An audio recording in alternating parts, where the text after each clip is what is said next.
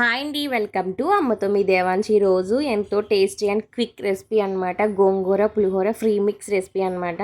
ఇప్పుడైతే present schools కూడా open అయింది కదండి. హడావిడి లేకుండా నిదానంగా ఒకసారి అయితే చేసుకుంటే కనుక మనం అయితే రైస్ వండేసుకున్నప్పుడల్లా ఒక స్పూన్ వేసుకుని మొత్తం కలిపేసుకుంటే మనకి ఎంతో టేస్టీ అయిన గోంగూర పులిహోర అయితే రెడీ అయిపోద్ది అనమాట.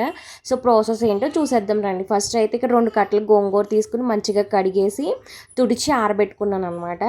ఒక హాఫ్ అన్ అవర్ తర్వాత అది ఆరిపోయింది. తర్వాత ఇందులో అయితే ఒక 100 గ్రామ్స్ పల్లీలు, ఒక 6 ఎండుమిర్చి, కరివేపాకు, జీలకర్ర, కొద్దిగా బెల్లం, అలాగే శనగపప్పు, మినపప్పు యాడ్ చేసుకుంటున్నాను. ప్రజెంట్ అయితే నేను గానుగ నూనె అయితే వేసుకుంటున్నానండి. నువ్వుల నూనె మీ దగ్గర ఉంటే వేసుకోవచ్చు, లేదంటే నార్మల్ ఆయిల్ అయినా వేసుకోవచ్చు అనమాట.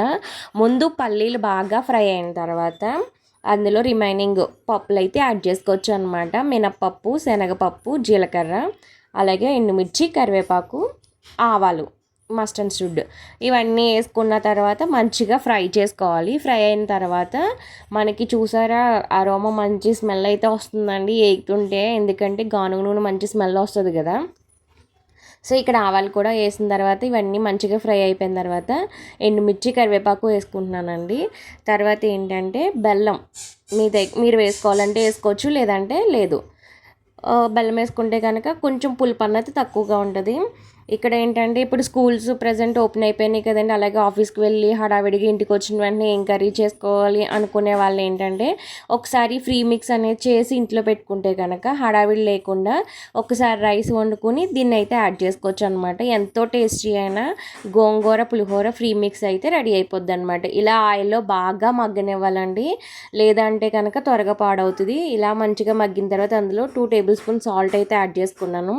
ఇక్కడ మిక్సీ జార్ అయితే డ్రైగా ఉంది కదా. తర్వాత ఇందులో ఆ పులిహోర ప్రీమిక్స్ అంతా గోంగూర వేసుకున్న తర్వాత మంచిగా మిక్సీ చేసుకుని తర్వాత మళ్ళీ ఆయిల్ వేసుకొని మళ్ళీ మంచిగా మగ్గనివ్వాలన్నమాట.